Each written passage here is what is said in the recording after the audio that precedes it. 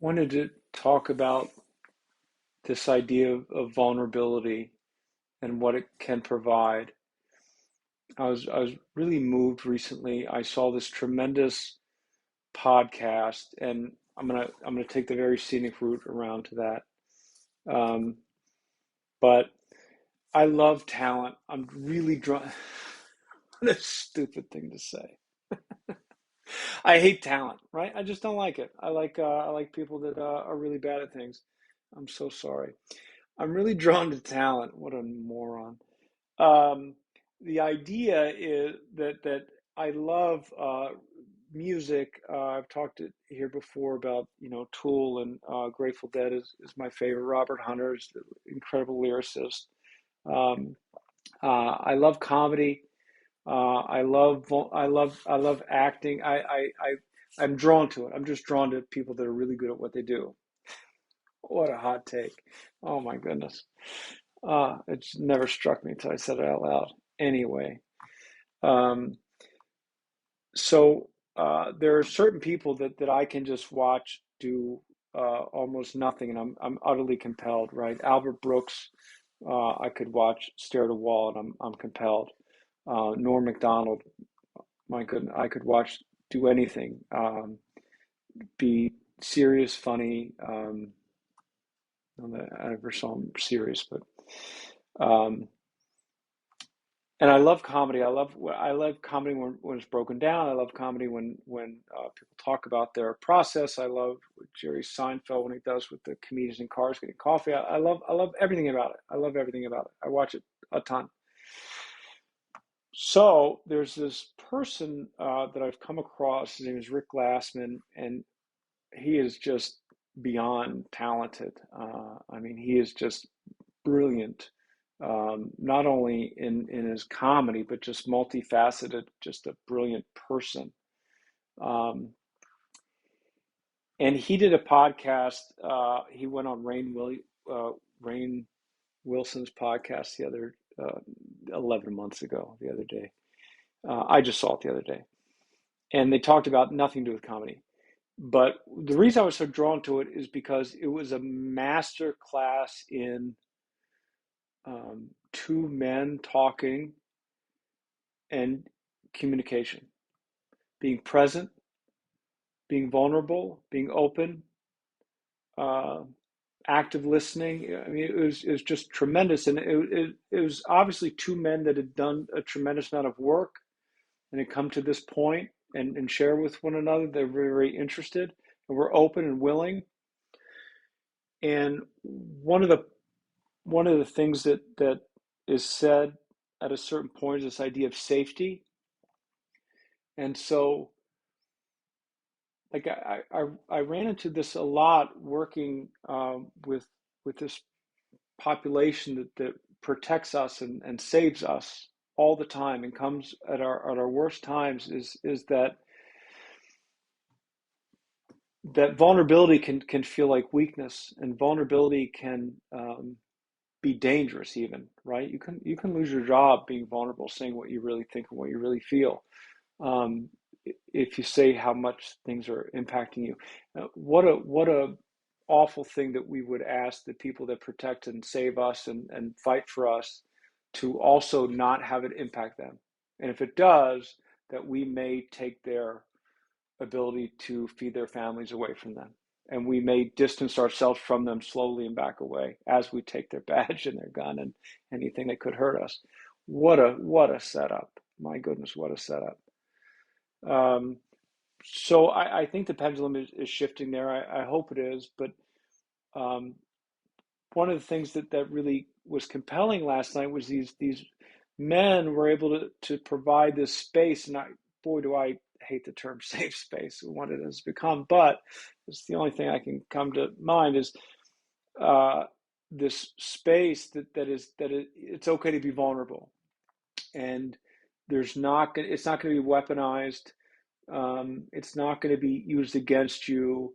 And the lie that I hear so much, and the lie I told myself forever was, if you only knew me, you would run away. If you knew what went on in here, if you knew how I felt, if you knew what I really thought, my goodness, would you get away from me as fast as you could? And what I've found is the opposite is so true, both in my experience and in watching others, that in the opening up and the vulnerability, it really just draws people together. That's what people really want to connect on, is this real place of connection, society, civility. This is what we're supposed to be doing. And it's a lie. It's this shield that we wear. It's this armor to say, oh no, no, no, if you only knew, you run away. And we see others being vulnerable. We see, wow, look how strong that is.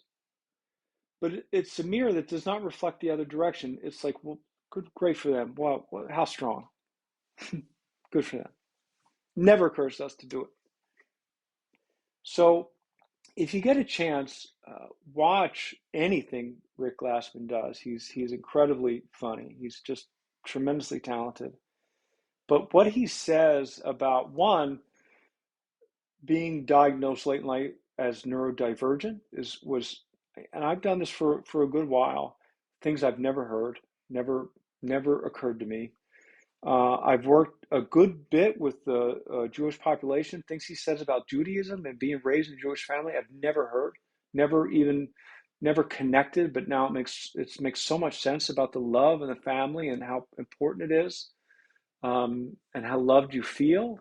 Oh, it was just great. Um, and they talked about spirituality. They talked about higher power. They talked about God.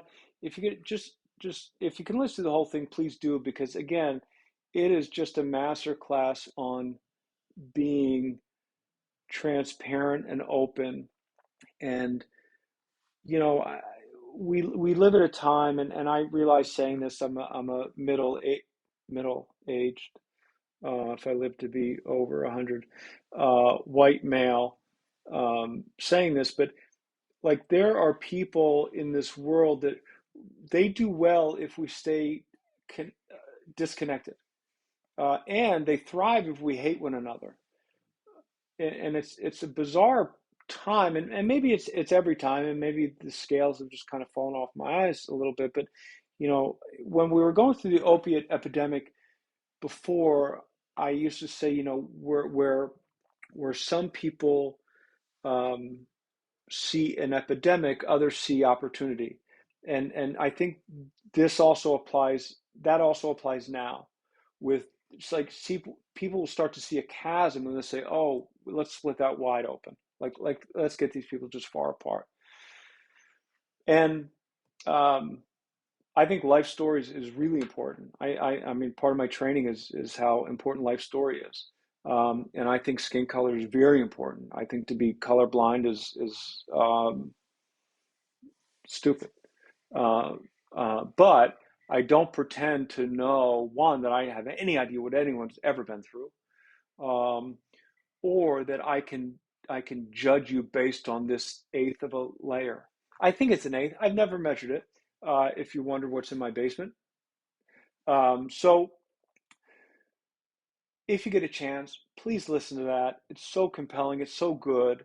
Um, Again, if we can provide some safety for people to talk and be transparent and open, what a difference it's made. I mean, in my life, like, again, to be open and transparent, oh, it took so much energy to live the other way, and I did it for the vast majority of my life. And I really thought I was doing a good job. I thought I had everyone fooled. I had no one fooled. No one. What a better way to live. What a great day Lucy and I had, just being open and transparent, right? Right, baby? She's asleep. We had such a good day. We changed oil, we planted flowers, we read on the porch, just, you know, old man stuff. Fed birds. Of course, you got to do that. So, um, Rick Glassman, Rainn Wilson, vulnerability, strength. Try it with some people that you feel safe with and see if they aren't more drawn to you rather than repelled. The other thing I'll say is don't think that like it's just an open door that everyone gets to know everything. That's not true either. You're not an open medical record. Like people have to be privileged enough to get in. So it's not for everyone, but um, try and see if people aren't more drawn to you rather than not. Hope it helps.